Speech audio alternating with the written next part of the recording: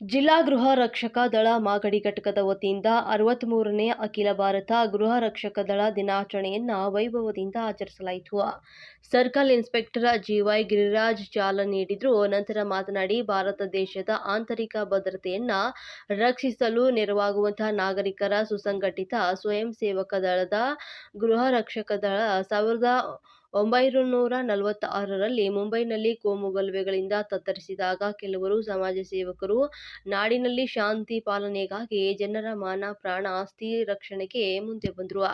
1947ರಲ್ಲಿ ಗೃಹ ರಕ್ಷಕ ದಳವನ್ನು ಶಾಸನಬದ್ಧಗೊಳಿಸಲಾಯಿತು. ರಾಜಕೀಯ, ಕೋಮುವಾರು ಮತ್ತು ಭಾಷಾವಾರು ಪಂಗಡಗಳಿಂದ ದೂರವಿದ್ದು ತಮ್ಮ ನಿತ್ಯದ ಉದ್ಯೋಗ ಮತ್ತು ದಿನಚರಿಯ ಜೊತೆಗೆ ದೇಶ ಸೇವೆಗೆ ದುಡಿಯುವಂತಹ ರಾಷ್ಟ್ರೀಕರ ಸೇವಾ ದಳವಾಗಿದೆ. ನಾಡಿನಲ್ಲಿ ಶಾಂತಿ ಪಾಲನೆಯಲ್ಲಿ ಪೊಲೀಸರೊಂದಿಗೆ ದುಡಿಯುವಂತಹ ಶಿಸ್ತಿನ ಪಡೆ ಇದಾಗಿದ್ದು, ಗಣೇಶೋತ್ಸವಗಳಲ್ಲಿ ಶಾಂತಿಯನ್ನು ಕಾಪಾಡುವಲ್ಲಿ ಗೃಹ ರಕ್ಷಕ ದಳ ಪಾತ್ರ ಅನನ್ಯವಾದುದು ಅಂತ ಹೇಳಿದರು.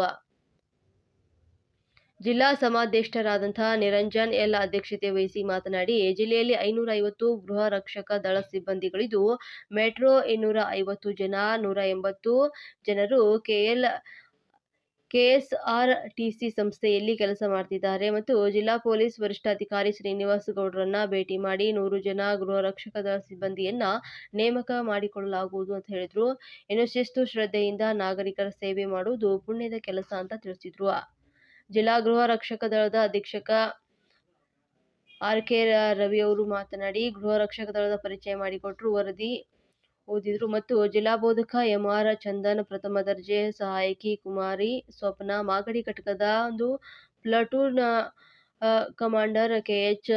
ಶಿವನಂಜಯ್ಯ ಮತ್ತು ಸಬ್ಇನ್ಸ್ಪೆಕ್ಟರ್ ಆದಂತಹ ಮನೋಜ್ ಕುಮಾರ್ ಅಭಿಷೇಕ್, ಲೋಕೇಶ್, ಮುಜಾಫಿರ್ ಮತ್ತು ಪಾಷಾ, ಕೋಡಿಹಳ್ಳಿಯ ಹನುಮಂತಪ್ಪ, ಕುದೂರಿನ ನಾಗಣ್ಣ, ವಿಜಯ್, ಪಲ್ಲವಿ, ಶಿರುಮಲೆ ಮಹಾದೇವಿ ಮತ್ತು ಮಾತನಾಡಿದರು. ಅತ್ಯುತ್ತಮ ಸೇವೆ ಸಲ್ಲಿಸಿದಂತ ಚನ್ನಪಟ್ಟಣದ ಪಲ್ಲವಿ ಹಾಗೂ ಮಾಗಡಿ ಪೊಲೀಸ್ ಠಾಣೆಯ ಬೀರಪ್ಪ, ಮುತ್ತುರಾಜ್, ಇತರ ಪೊಲೀಸರು ಸಿಬ್ಬಂದಿಗಳು ಹಾಗೂ ಗೃಹ ರಕ್ಷಕ ದಳ ಸಿಬ್ಬಂದಿಗಳನ್ನ ಜಿಲ್ಲಾ ಗೃಹ ರಕ್ಷಕ ದಳದ ಜಿಲ್ಲಾ ಸಮಾದೇಷ್ಟರು ಸನ್ಮಾನಿಸಿದರು.